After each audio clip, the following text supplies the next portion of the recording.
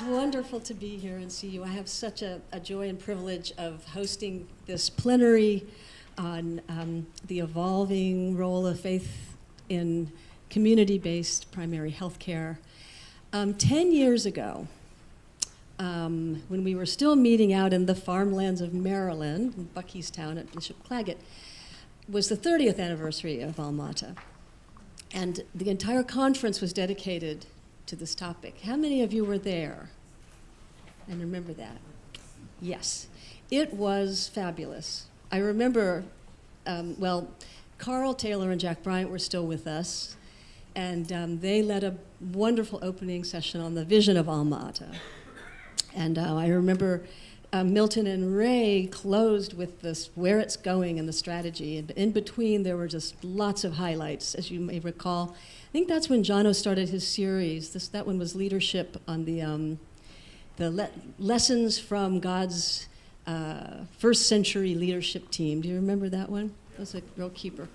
Anyway, we're starting our conference with a session on this topic, just one, not the entire conference, but I think that's very fitting. And we have fabulous speakers, and I'd like to invite them up while I'm talking, just to save time, because we want to use every precious moment to hear from them. And these three amazing people, what makes them great is that they don't think of themselves as amazing. They think of themselves as servants, as Frank was actually our champion last year, and they indeed are champions of the people that they serve. They have a wonderful way of standing with the vulnerable and serving the poor without diminishing their value and sense of self and respect. And I think this is what makes them so effective. At the Durban AIDS conference in 2000, Nelson Mandela spoke. I'll never forget this quote. He said, "People ask me, who are my heroes? And they expect me to say famous people or rich people or big people." And he said, "No, my heroes are the community workers, the people in the community that are helping others." These guys are champions of those heroes. So we'll start with you, Frank. Frank is our SANRU guru. And as I said, a champion and a hero. So, capturing and recapturing the spirit of Alma-Ata. If you just leaned to the next person and said, "Alma who?" Please take out your smartphone, go to Google, and type in Alma-Ata primary health care. And this is what you'll find.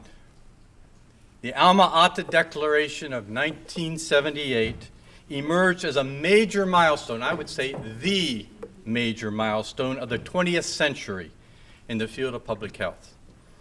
And it identified primary health care as the key goal to attaining health for all around the globe. There's some pictures from Alma-Ata in Kazakhstan, September 6th to 12th, 1978. I wasn't there. I was too young to be there. Almost. These are my three muses. These are on my wall at home. Whenever I'm thinking about health care, they look at me and they say, "Hey, Frank, get going. Do something." Just look at the determination, the questioning in those eyes. For me, Alma-Ata set the gold standard for primary health care. Alma-Ata should remain our gold standard for our international health work. And the declarations and principles of Alma-Ata are just as relevant to us today as they were 40 years ago. It behooves us. Now, that's a word I don't use very often. It sounds rather pretentious. Pretentious, moi? It behooves us. It is our duty and responsibility. It behooves us as CCIH to carry on the spirit of Alma-Ata as we pursue, perfect, and proclaim health for all through the work of faith-based health networks. Here's the declarations of Alma-Ata. Henry has printed out copies. You know, pretty short document, but it's lasted 40 years. And there you have the 10 declarations of Alma-Ata. I'm not going to go through them all, but to point out a couple of the key ones. People have the right and duty to participate individually and collectively in planning and implementing of their health care. And Henry's going to talk a lot about that with community-based primary health care. The 4 A's of Alma-Ata, of primary health care. Primary health care is accessible, acceptable, affordable, and appropriate health care. And then the 7th declaration, and that's the one that I handed out to you this morning. If you don't have a copy of this, there are more copies on the table in the back. The 7 principles of the 7th declaration, the 7 of 7, which defines key principles of what Alma-Ata should do. And that's what I would like to reflect on a bit today, particularly on the principle number 2 and number 3, and how it impacted my work 40 years ago. Back in 1978, I had just finished a Master's of Public Health in Tropical Medicine from Johns Hopkins University. And I was back in Congo for the second time, working with a group called Mennonite Central Committee at a hospital called Banga with Dr. Daniel Fountain. And we were developing community outreach programs. We didn't have primary health care. That was 2 years before Alma-Ata. We called it médecine intégrée, integrated medicine. But it was the same principles of Alma-Ata.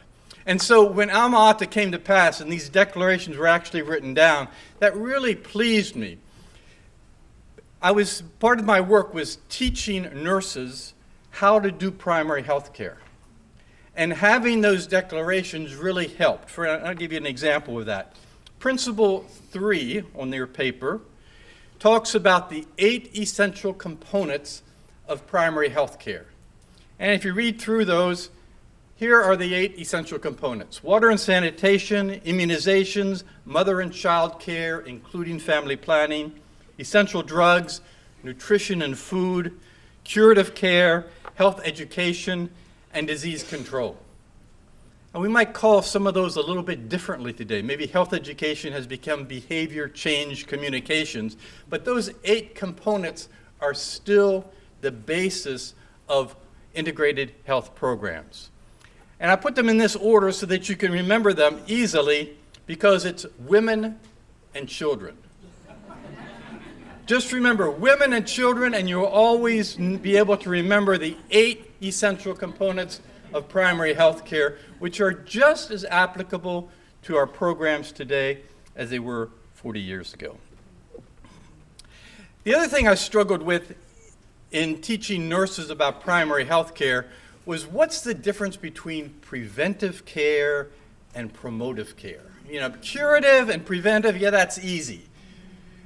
So based on the Alma-Ata, I wrote a story called The Village and the Lions. And you can get the long version at that website that's mentioned at the bottom. But the short version is, lions attack a village, and the villagers get together and they respond in 3 ways. Their first response is to build a dispensary to treat the wounded. Their second response is to build a wall, a fence, around the village to keep the lions, to prevent the lions from coming into the village. Except they forget that the fields and the water are outside the village. Their third response is to organize a lion hunt. And so taking those 3 approaches together, you have the curative, preventive, and promotive approaches for primary health care. And that really helped the nurses that I was working with understand the 3 different components and how they work together. But for me, they really clicked when I would put them, and the principle was, let's keep our health center, our fence, and our weapons ever ready for future lions. So we don't abandon the dispensary just because we have the lion hunt. What really clicked for me was when you looked at primary health care with respect to a disease transmission cycle. And here's a very simplified cycle: entry point, incubation site, exit point, and a transmission route. 4 steps in a transmission cycle. And if we take our friend malaria, the malaria gets injected into the skin, it incubates inside, causes malaria, and it then gets sucked out. I couldn't resist. This is a cartoon from Gary Larson. Pull out, Betty, you've hit an artery. And then the transmission route from one person to another. Very simplified version of a transmission cycle, but the key thing is that there are 4 corners to that transmission cycle, and each corner is susceptible to be broken by one of the components of primary health care. Curative care breaks the component at the lower right. Between the incubation site and exiting, prompt treatment will kill the parasite in the body. Preventive external care prevents the parasite from ever getting into the body. Bed nets, long-lasting insecticidal nets. Internal preventive care, malaria prophylaxis, or maybe a malaria vaccination, won't prevent the parasite from getting into the body, but will prevent it from multiplying in the body. And then finally, promotive care acts as a community-wide action, such as draining swampy areas, or the mass distribution of bed nets can have a community-wide effect to reduce transmission of the parasite. The key to this is not which one is the most effective, but how do you combine all 3 of them to have a balanced program? And I've always found this as a very good starting point in discussions as I was managing the national primary health care program in Congo. Whatever the disease that we were talking about, we could graph it out and say, okay, what are our options for primary health care, and what kind of balance do we need between those different programs? This was applicable in the project that I managed in Congo from 1981, 1991, SANRU, which was one of the first programs, I think, to fund comprehensive primary health care. Alma-Ata was 1978.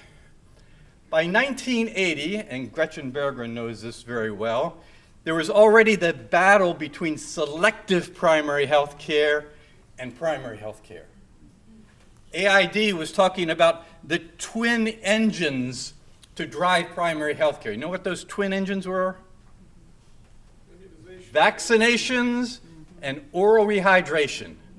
Those were the twin engines that were going to carry the whole plane of primary health care forward. It's a nice idea, but in some cases, vertical programmed engines have gone forward and left the plane behind. The other thing that SANRU is noted for is that it was a bilateral program between 2 governments, and yet it was given or contracted with the Protestant Church of Congo to manage that program on behalf of the whole country. A very unusual arrangement, but which worked unusually well in Congo. 10 years into the SANRU program, we were working with 100 hospitals to create 100 decentralized health zones across Congo, serving 10 million people. And we wanted to commemorate Alma-Ata, the 10 years since 1978. And so with an artist, I designed from A is for Alma-Ata to Z is for zeal to attain health for all, and all the letters in between to represent the comprehensiveness of what primary health care is all about. That provides a good framework and a frame for the handout that I gave you. I'd really encourage you to take that home and put it in a frame, put it on your wall, or at least pin it on a bulletin board somewhere and study that. But don't forget to look at principles 4, 5, 6, and 7. 4, evolve all related sectors. Primary health care should be intersectoral. That's something we fall down on oftentimes. Should require and promote maximum community and individual self-reliance and participation in planning, organization, and control of primary health care. Should be sustained by integrated, functional, and mutually supportive referral systems. And number 7, should rely at the local and referral levels on health workers, including physicians, nurses, midwives, auxiliaries, and community workers. For me, that speaks of a program that is all in a comprehensive, integrated approach that includes community-based health care linked to health centers, linked by referral to hospitals in a decentralized primary health care system. It behooves us to pursue these from a faith-based perspective. So let's carry on the spirit of Alma-Ata from A to Z. And remember, those 3 muses are watching. Thank you.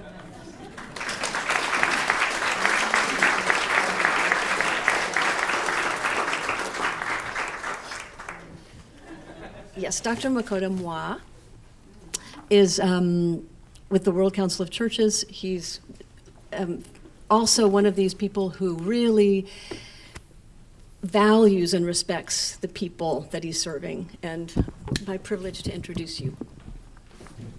Thank you very much, and good morning.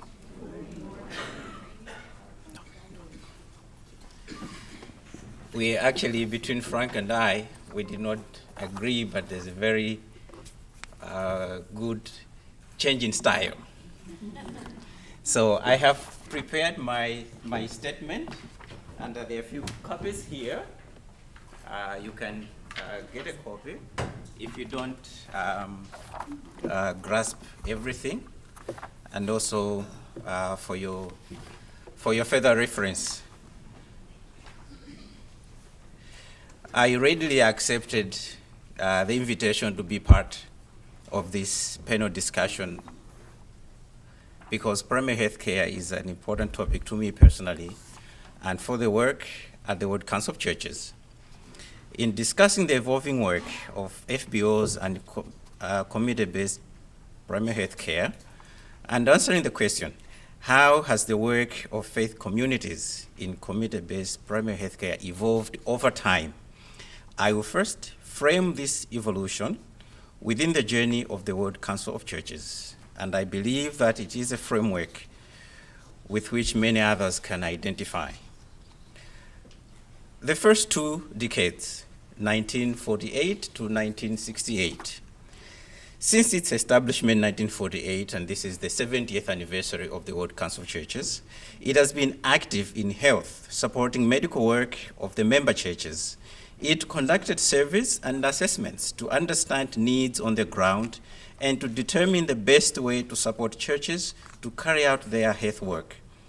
One of the key outcomes of these activities was the establishment of national and regional Christian health associations in Philippines in 1958, Malawi 1965, Ghana 1967, and so on.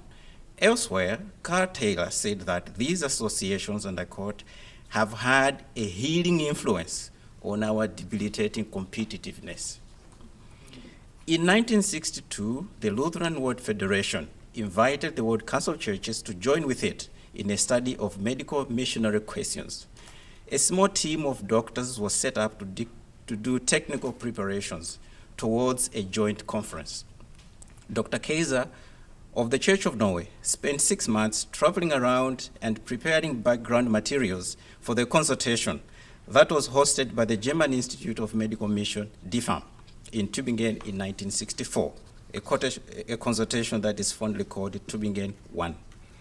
The theme for Tübingen 1 was the healing church, and it reviewed the prevailing and future role of the church in health and healing. I quote, the Christian ministry of healing belongs primarily to the congregation as a whole, and only in that context to those who are specially trained, end of quote. Read the statement of Tübingen. And I quote again, we must confess that the medical institution and the church on the national and more particularly on the local level have traveled too often in separate directions, end of quote. The statement observed, and it provided as one of the criteria for evaluating medical work that the medical program can reasonably be expected to become an integral part of the life and witness of the local church. Tübingen 2 was held in 1967 under the theme Health, Medical, Theological Perspectives. Tübingen 2 demonstrated that the difficult task of formulating theological and practical implications of the new understanding of health and healing, and highlighted the need for close cooperation between disciplines of medicine and theology. Meanwhile, the World Council of Churches Central Committee met a month earlier in Greece, where it mandated the establishment of a commission to accompany and help coordinate the health and healing ministries of the member churches, a decision that was ratified by the Fourth General Assembly in Uppsala, Sweden in 1968. The Christian Medical Commission was established as a convergence of two interests: one, coordination; two, theological reflection. At the time, there were more than 2,000 hospitals of member churches. The costs of running them were rising, and most governments, on attaining independence, started establishing their own. There was a need for joint planning and collective negotiations with governments. The second interest was determining the unique contribution to health and medical services that should be offered by the churches. The Church of Jesus Christ is not simply another service agency or foreign aid program. The church was and continues to be challenged to undertake its healing ministry in changing times. The Christian Medical Commission held its first meeting in September 1968 in Geneva and articulated its objectives. Number one, to help churches in their search for a Christian understanding of health and healing. Number two, to promote innovative approaches to healthcare. Number three, to encourage church-related healthcare programs to collaborate with each other. At this very first meeting, CMC included observers from the Roman Catholic Church, who remarkably said, we are all seeking for solutions to common problems, and there's no reason why ecclesiastical allegiance should prevent or weaken our common effort in witness and service. The Commission also resolved to seek an official relationship with the World Health Organization. The third decade, 1968 to 1978. The work of CMC was both expansive and urgent. This was a period of asking tough questions. They noted that over 95% of church-related health activities were curative and were based on Western models, and that even in areas served by mission hospitals for over 100 years, the health status and statistics around the hospital were not better than in areas outside their catchment area. They started looking beyond the individual patient and started asking themselves, what does it mean to be responsible for the health of 100,000 people? And they started making choices between treatment and prevention. They started experimenting with alternative models of healthcare in India, Korea, Congo, etc. Both UNICEF and WHO used many church health programs as examples in good practice in two publications they made in 1975. One is Alternative Strategies for Health, and the other one is called Health by the People. On 27 May 1974, WHO and CMC signed a memorandum of understanding. and this partnership was instrumental in the Alma-Ata Declaration on Primary Health Care. Two more developments for this decade worth mentioning, and I mention them briefly because they deserve a full discussion in their own right. Firstly, CMC started bringing together individuals concerned with coordinating church-related health work in Africa. February in 1970 in Kenya, February in 1972 in Malawi, etc. These were the beginnings of what has later become the Africa Christian Health Association's platform. Secondly, from December 1970, the Commission started publishing Contact magazine, which became the premier publication on primary health care globally. A hospital without walls, as some people called it. And so, the first decade of the CMC closed with the adoption of the Alma-Ata Declaration in September 1978. It is important to note that the proposal for the International Conference on Primary Health Care came from China. That had run a hugely successful program on the so-called barefoot doctors. Now I come to 1978 to 1988, which is the first decade of Alma-Ata. In looking at how the work of FBOs on community-based primary health care evolved during this decade, I will highlight a few areas. The ecumenical fraternity, as the main protagonists of primary health care, devoted themselves fully to primary health care. After all, it was born out of intense interrogation of medical theological understanding of health and healing, and so it resonated very well with them. I did not mention that in March 1974, a war broke out between civil society and Nestle, a manufacturer of formula milk, and World Council of Churches became intensely involved. There were boycotts in Europe and America of all products of companies that made formula milk. Now, what changed now is that on 3rd November 1978, the National Council of Churches of Christ in USA endorsed the boycott, calling on all its agencies and member churches to observe the boycott. Churches were now taking concrete and public action on a public health issue. CMC helped establish the International Baby Food Action Network and gave it secretarial and financial support. In search for innovation and pursuit of collaboration, the Commission started the Pharmaceutical Action Group in 1981, which promoted food procurement. It supported development of international guidelines, helped establishment of drug supply organizations like the Joint Medical Stores in Uganda, MEDS in Kenya, etc. The Pharmaceutical Action Group is what we now call the Ecumenical Pharmaceutical Network. PHC itself suffered an early and major setback when in 1979, already in 1979, a conference was held in Italy that developed what is called selective primary health care with UNICEF, the World Bank, Rockefeller Foundation, Canada, USA, and many others on board. This change in position by major financial players led to sustained reduced funding to the health sector in many developing countries under the World Bank and IMF Structural Adjustment Program. As the Cold War raged on, global military spending increased and health spending suffered. The coming of HIV on the scene complicated matters further and changed the global public health landscape. Churches adapted their primary health care work to community-based, home-based care for HIV and other care and support interventions.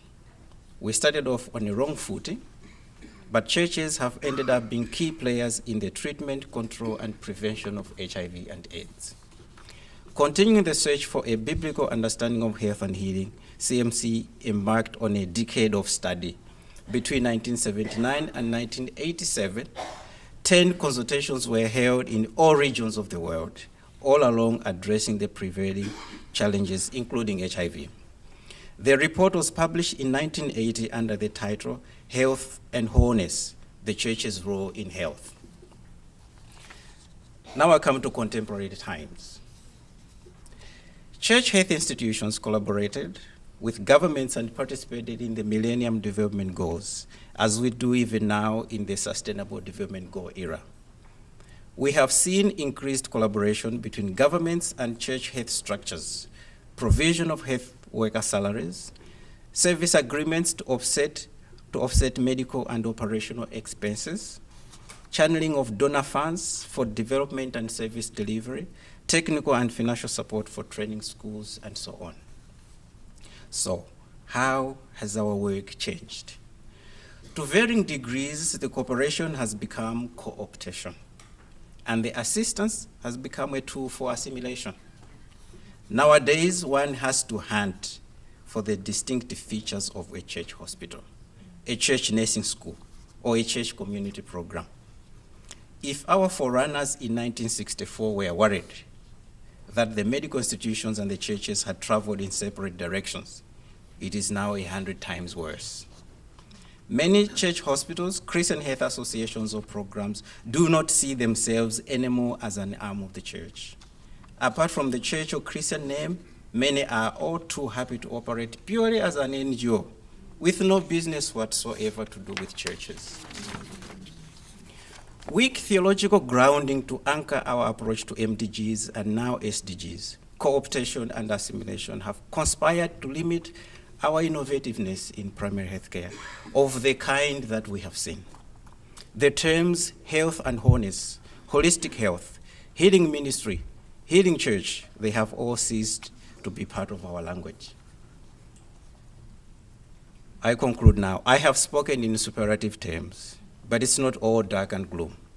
I have visited congregation-based health promotion programs in Tonga, Jamaica, and North Carolina, different regions socio-economically and everything. And next week, we are having a workshop in Charlotte, North Carolina, to model what we call health-promoting churches. Churches taking positive action to control and prevent non-communicable diseases and mental disorders. As WCC, we are supporting these. We are also developing devotional materials for churches to reflect on health, healing, and wholeness, and to see how the gap between expressions of healing through the congregation and through professional health institutions can be bridged. Let me close with the parable of the Good Samaritan. A holistic approach to health demands that we consider all the characters in this parable: the victim, the priest, the Levite, the Samaritan himself, as well as the innkeeper, the donkey, the bandits. As Christian health workers, our role is not only that of the Good Samaritan. Sometimes we are the innkeeper. Sometimes we are the donkey. Hopefully never the priest, nor the bandit. Sometimes we have to act beyond this parable and analyze root causes of suffering and challenge systems and structures of injustice at all levels. We need to be responsible, visionary, and transparent innkeepers. We need to be informed, courageous, and strategic advocates against systems and structures that militate against holistic health. Thank you.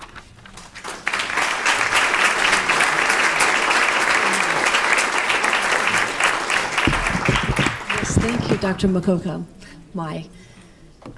Our last speaker, thanks for that encouragement and all you're doing to support the faith communities. Our last speaker is a person you know well, Dr. Henry Perry.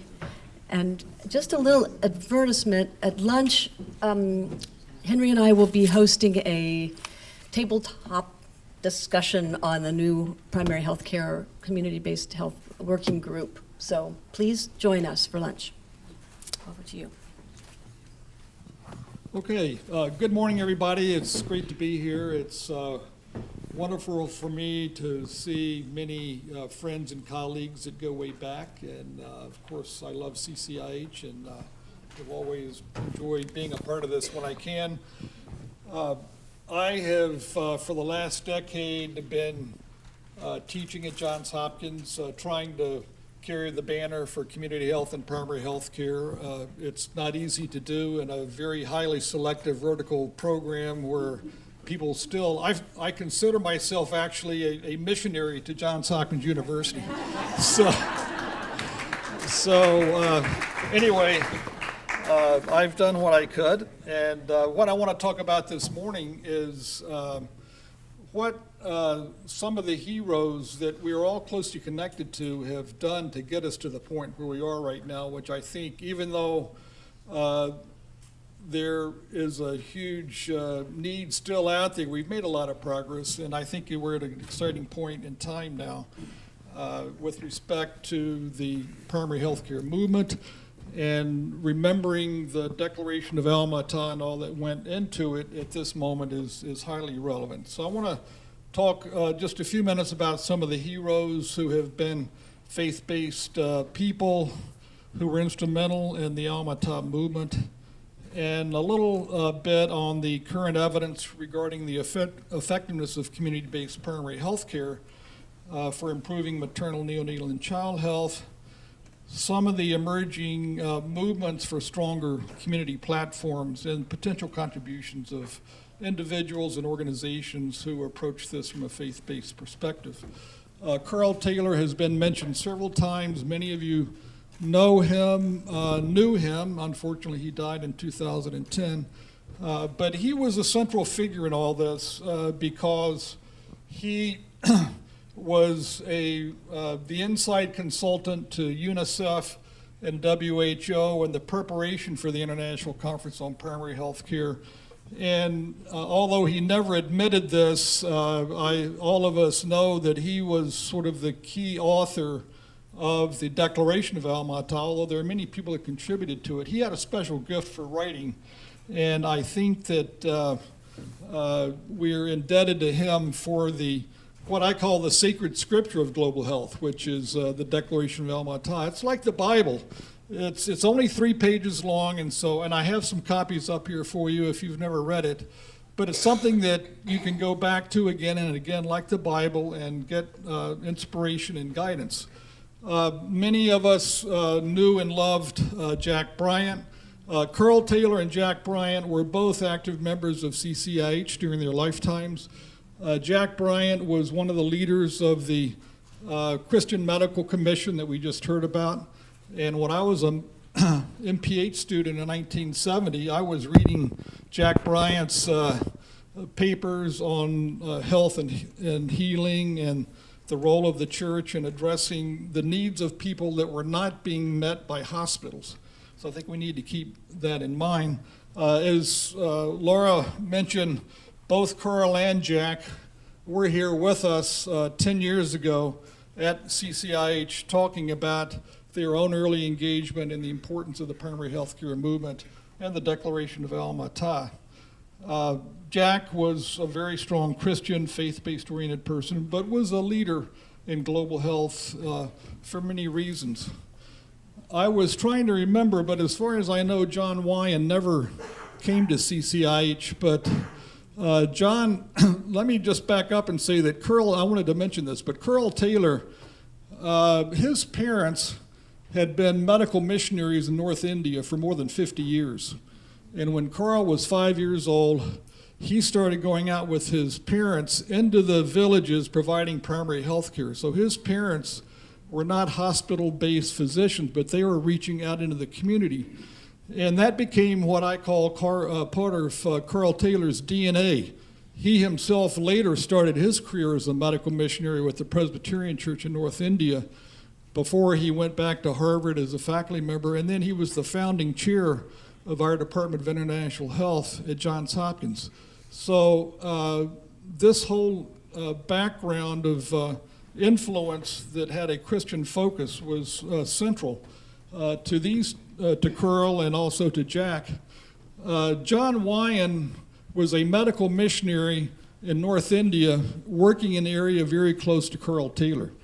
And he came under Karl Taylor's influence, and he ended up working in research on community health with Karl Taylor in those early days, ended up at Harvard And while he was there, he became a mentor to Warren and Gretchen Berggren, who I will talk about in a minute.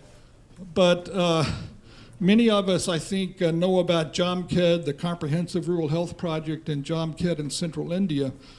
But this was established by Raj and Mabel Aroli, very deeply committed Christian people who gave their lives to serving the unmet needs of people in one of the most impoverished areas of India. They were students at Hopkins.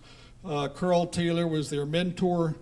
They started their work about 1970, and by the time this discussion about the role of the church in meeting the needs of people in impoverished circumstances was moving forward, the work that the Arolis established at JAMKED was gaining widespread recognition.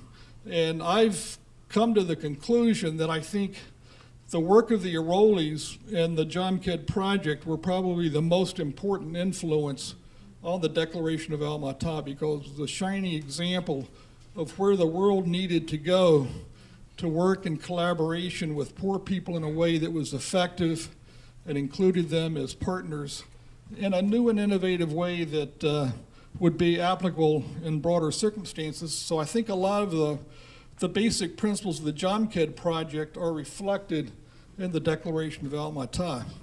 And of course, I think Karl was the mentor to the Arolis, but I think Karl also learned a lot from the Arolis and what they had done and brought him to a new vision that he promoted on a much broader scale.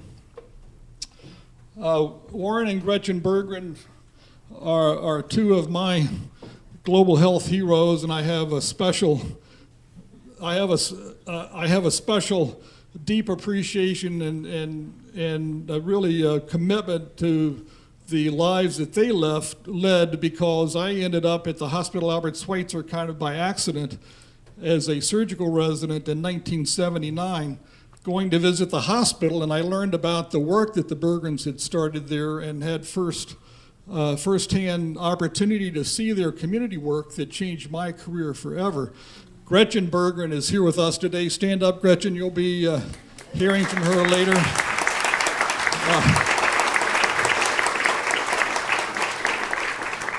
Warren, unfortunately, is no longer with us, but their work was pioneering at the Hospital Albert Schweitzer, and John Wyan was their mentor, and through the Berggrens I met John, and John became my mentor for a long time in the work that I did in Bolivia and elsewhere.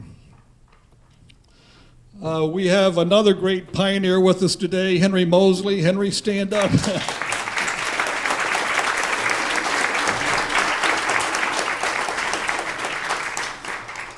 Henry's parents were missionaries, a man who's been deeply involved in the work of CCIH and has been an academic leader, professor at Johns Hopkins for many, many, many years. But I have great admiration and appreciation for the role that Henry played in the establishment of the field site in Bangladesh known as MATLAB, the Maternal and Child Health and Family Planning Program there. And I think Henry is the person most responsible for the conversion of that from a epidemiological field site for testing cholera vaccines into a maternal child health and family planning field site where many principles of primary health care were implemented beginning in the 1970s and continues to this day. And he's a great pioneer in the primary health care field, but particularly with an understanding of and focus on the community-based approach, including visitation of all homes, which is a fundamental part of what makes this work so effective.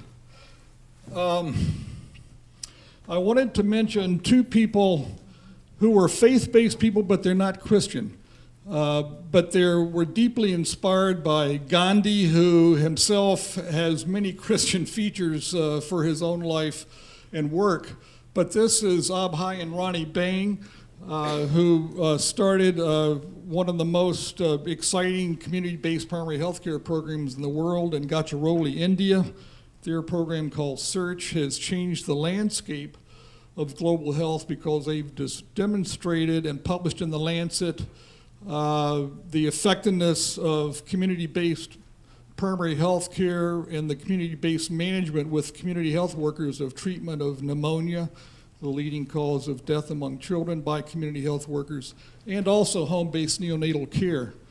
Both Karl and Henry Moseley were mentors to the Bangs, and they were students at Hopkins as well. So as you can tell, I'm biased about Hopkins and all that has contributed to the world, but it's true. I wanted to mention this other global health hero who is a behind-the-scenes person. Connie Gates, I think, deserves special recognition by all of us. She's one of the founding members of CCIH. She's usually here.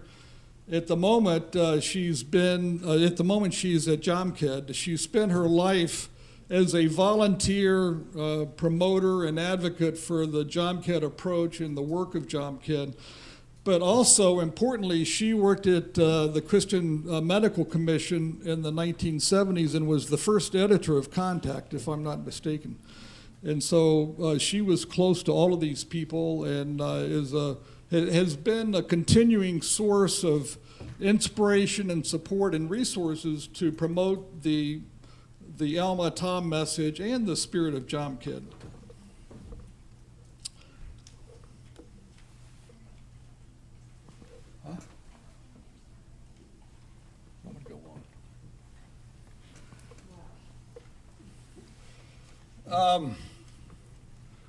So here's a quote by Karl Taylor I'll let you just glance at, but Karl was really deeply disappointed, as so many people were, by the failure of the Alma-Ata movement to really move forward in a way that everybody hoped that it would.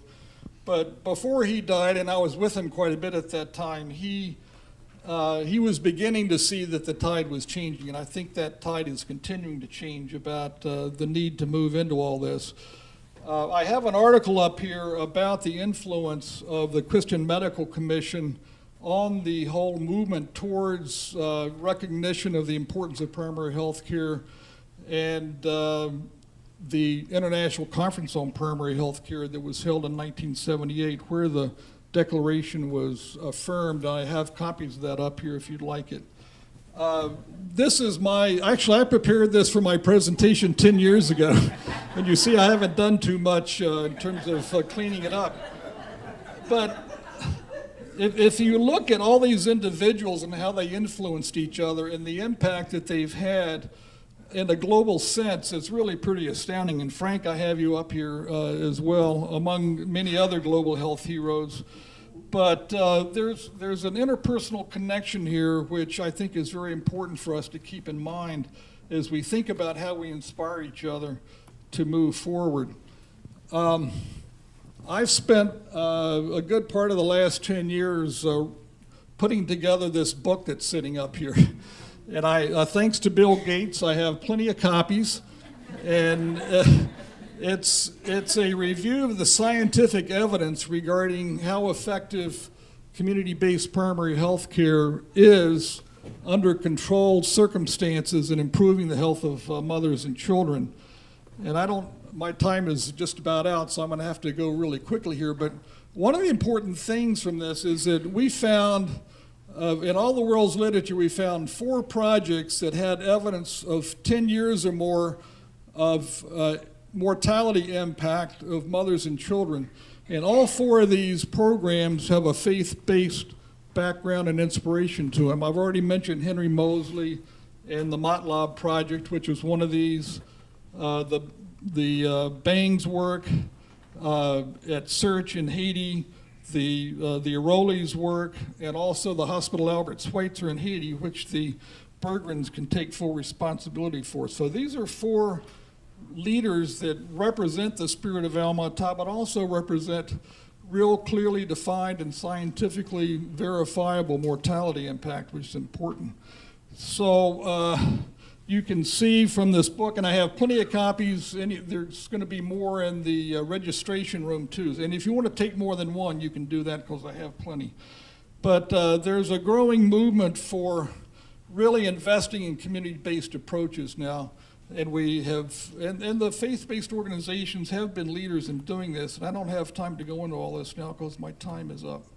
But I did want to mention that Ethiopia has now become a leader for Africa in terms of developing an effective national primary health care program that is strongly community-based.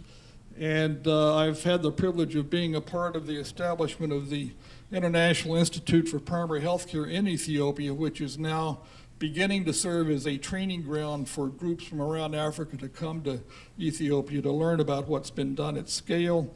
And of course, the new Director General of the World Health Organization is Ethiopian, who earned his reputation by developing this program nationally in Ethiopia several years ago, and is deeply committed to the principles of Alma-Ata and primary health care, and has effectively, as a political leader, implemented these principles on a national scale in Ethiopia.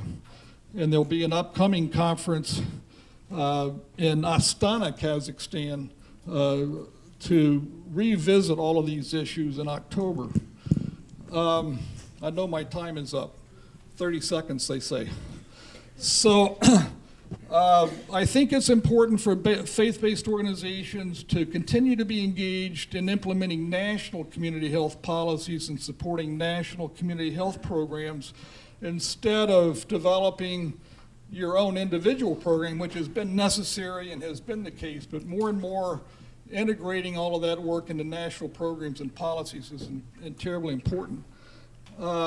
We heard last night that it's been difficult for faith-based organizations to engage into the level of resources that are needed to run programs at scale. And so SANRU has been a great example of an organization that's been able to tap into larger levels of funding for greater programs, and I think that's an important area for the future. Getting more involved in operations and implementation research, I think, is important moving forward. And collaboration with academic institutions is an important area for the future, but it's not easy. And I've been a part of a project with World Vision for the last 5 years that's brought many of these issues to bear. So these are some of my conclusions. You can read them since my time is up. And I'm a strong believer that community-based primary health care is the future of global health in terms of improving the health of populations, reaching those unreached people, and preventing deaths from readily preventable or treatable causes. I don't think there's going to be any way beyond that for all these issues that I mentioned here, including family planning, of course. So I'll just leave this final comment from Karl Taylor that was published in an article in The Lancet that was the last paper that Karl Taylor wrote, but it's got a lot of valuable things. I've got a lot of materials up here for any of you who want some more information, and feel free to take one or more books as well. Thank you.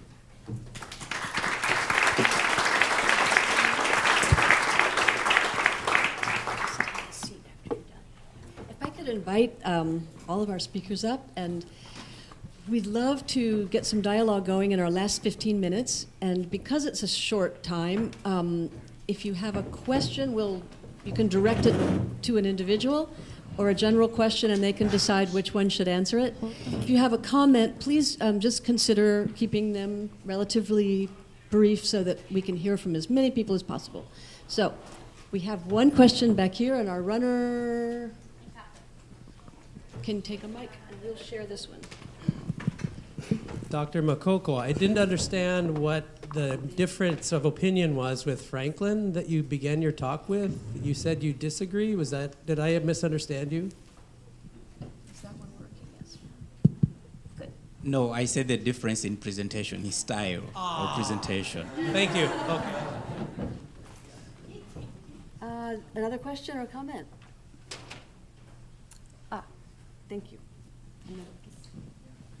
Thank you so much. I am from Cameroon, PST. In 1991-92, when I was doing public health, we were given the importance of Alma-Ata Declaration, and we're told that it is actually the kind of health, primary health care is the kind of health everybody needs every time. But now there is a change of paradigm, And we are being told every day that WHO no longer emphasizes primary health care. In most developing countries that are visited, primary health care does not feature on the organigram of the Ministry of Public Health. In Cameroon, it's simply just being considered as a public health hazard and should not be practiced. I don't know what the example is in other countries. We used to have primary health care posts, training community health workers. That is no longer happening in many countries. I don't know whether you are aware of this and what is WHO saying, because it is being said to be a recommendation from WHO that we have grown past the age of primary health care. And so I don't understand what is happening with your presentation here, which is still very compelling and still really very relevant in many communities today. Yes, thank you. Thank you for that comment. Would one of you like to comment on this comment? I'm not aware of that slant in the countries where I've been working. Certainly in DR Congo, WHO is still very much promoting health system strengthening, which in my mind is really another term for comprehensive primary health care, and also a major emphasis on community care sites. You know, we have to kind of reinvent things every 5 years with a new term. But in Congo now, what we call sites de soins communautaires, community care sites, really has a lot of elements of community-based primary health care. With the community, CODESA, community-based groups that are managing the health centers and supervising the work of community-based volunteers. So I would hope that what you're talking about in Cameroon is more of an exception than a rule, but maybe others. Yeah, I think within within WHO,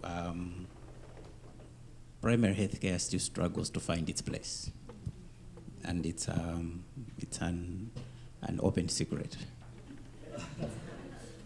And also, the other open secret is that the Director General for WHO, around the time of Alma-Ata, the main defender of Alma-Ata, who really took primary health care from the Christian Medical Commission and the faith-based constituency, and then asked World Council of Churches to do this formally. Let's have a clear memorandum of understanding and do it formally in the way that WHO operates.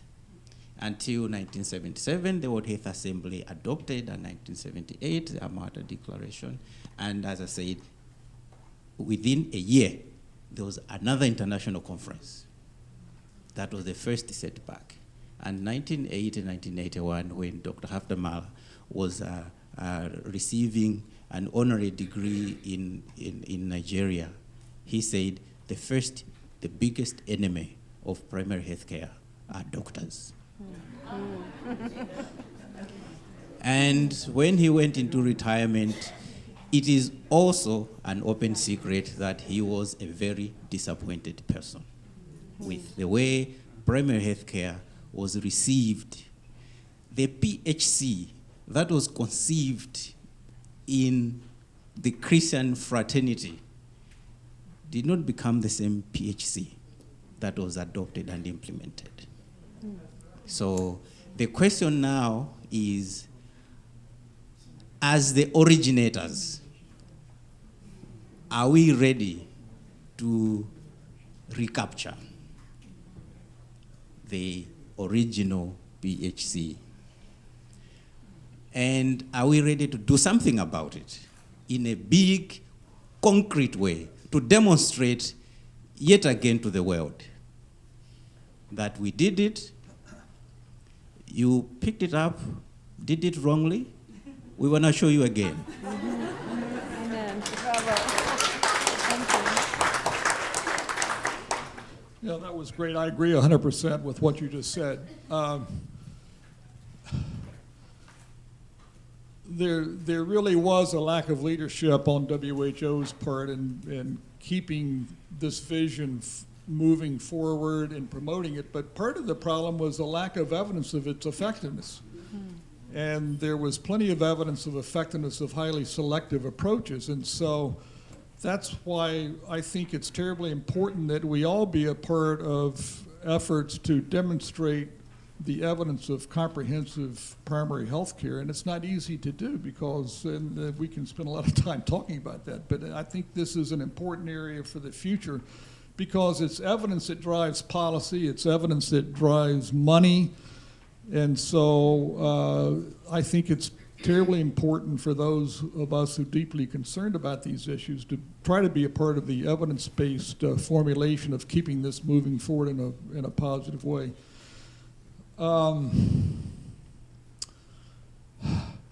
I think the pendulum is now swinging back. Frank said every 5 years we got to reformulate stuff. Well, for those of us who've been around a long time, we've seen these major pendulums swing. They take a little longer than 5 years. But I think that people are realizing that highly selective approaches, which are very powerful, there's no question about them. I mean, I'm deeply aware of and appreciative of the value that they bring to things, but they're not the final answer. And in fact, the key article that provided the intellectual underpinnings for the selective approach by Ken Warren and the Rockefeller Foundation, the subtitle was called Selective Primary Healthcare: an interim approach to primary health care. So that was 1979 or 1980. We still live in a world in which selective approaches carry the day, but we got to look beyond that. So one of the things I always like to say is an example of moving forward beyond this is that the Ethiopian model, it's the first national example of an effective primary health care program that has been integrated into a primary health care system. So we've lived in a world for most of our lifetimes where family planning has been a separate vertical program. But Ethiopia has created a model in which family planning has been integrated into its primary health care system and has been amazingly effective in expanding primary health care, expanding family planning services, reducing fertility, on and on and on. And so the person who engineered all this is now the Director General of the World Health Organization. So it's going to have an effect. It may take a little bit of time, but it's a very powerful effect that I think we can take heart from. Wonderful. Thank you. We have a question here, and then Lisa. Good morning. I'm Melanie Lopez with World Vision. I'll try to be really brief. I know time is short. Thank you all for your presentations. Very inspiring and also thought-provoking. Speaking of the pendulum, and Dr. Makoka, I appreciate how you were talking about maybe the pendulum is now moving 40 years because of the churches stepping forward to, you talked about Nestle and the interest, and now the pendulum has seemed to have swung back towards specifically in the topic of breastfeeding and the U.S. kind of moving towards the interests of formula-based feeding for children. So I'm going to ask the panel, all three of you, what, as the church, as CCIH, as faith-based organizations, what can we do to maybe that church-based mobilization that you were talking about 40 years ago, what can we do now as a society, now that the pendulum has kind of swung back 40 years, in, I guess, advocating for that evidence-based information that in things like family planning or breastfeeding, child and maternal health. Thank you.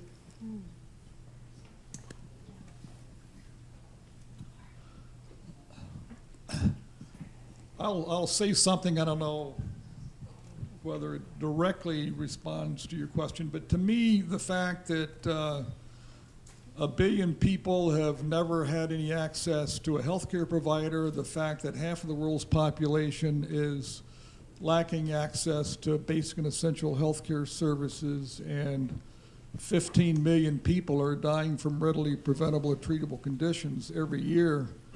These are very important moral issues that I think should be at a higher level of discourse in our communities and in our global discourse than is currently happening. And I think we as churches and people of faith have a responsibility to raise these issues on a broader scale and to discuss them within our own congregations as well and what we can do about them.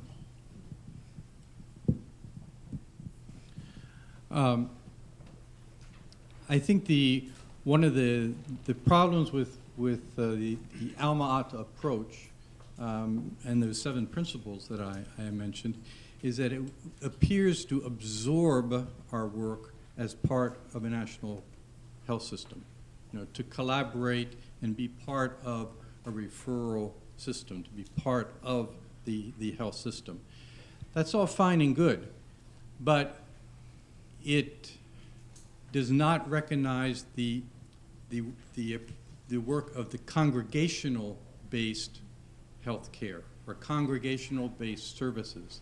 And I think it's not that we need to do one or the other, we need to do both equally strong. And it's the working through the congregational structures which I think has been a bit weak.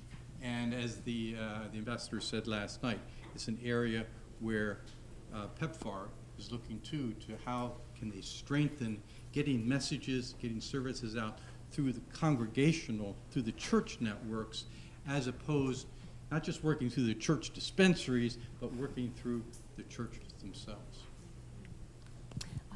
Thank you. I think Lisa first. Where's our? Yeah, thank you. I'm Lisa Firth with the Salvation Army World Service Office. First of all, I'd like to thank the 3 of you for a wonderfully coherent presentation. As a relatively late career newcomer to international health, you've really filled in some of the gaps in the history for me. Thank you. This, I think, is a question for Dr. Perry. I'd like to know more about the conference in October, what some of the goals are, and whether we as the Salvation Army should be actively involved in that. Thank you.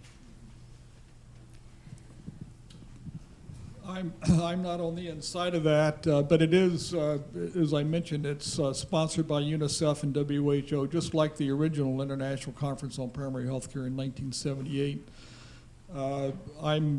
I'm almost certain that pretty much anybody who wants to can attend, either as an individual or as a representative of an organization. So there is a second declaration that's going to be produced by the conference, and there are various drafts of this that have been circulated and have been available for public comment, and I participated in that. In fact, I have a paper that I've written on this. It's up here. But anyway, it'll be called the Astana Declaration on Primary Health Care, from Alma-Ata towards universal health coverage and the Sustainable Development Goals. So the current draft is right up here if you're interested. So yeah, I hope that and I'm sure the faith-based community will be well represented at this conference, but it's an important one. So sad. Oh, sorry. Okay. I wanted to say I'm part of there's an international advisory committee on primary health care, and in that committee. But just to say that a formal presence and activity on the program is a bit far-fetched now. So I have seen programs floating around, but I don't think we should not expect that we can have an FBO workshop and what in Astana. It's a government thing. Governmental rhetoric to say we value you, or we know you, we love you, and to translate that into concrete action, it's zero. So the draft now does not mention FBOs. And I became extremely unpopular in the International Advisory Committee when I said, why can't we mention the word FBO? Why are we allergic?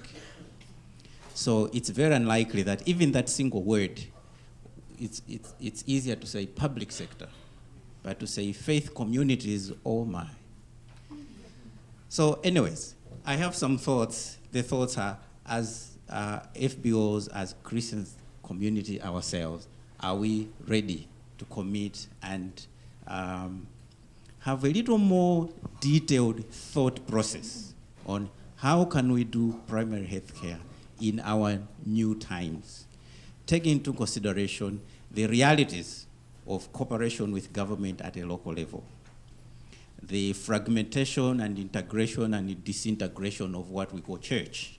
Because church then and now is different.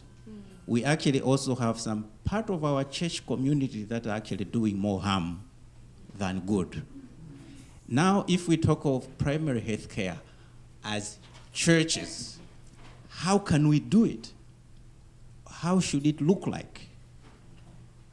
So if one or two of you think we can put these thoughts together and probably consider having a conference next year where we don't leave loose ends, because now we have just blah, blah, and then we're done.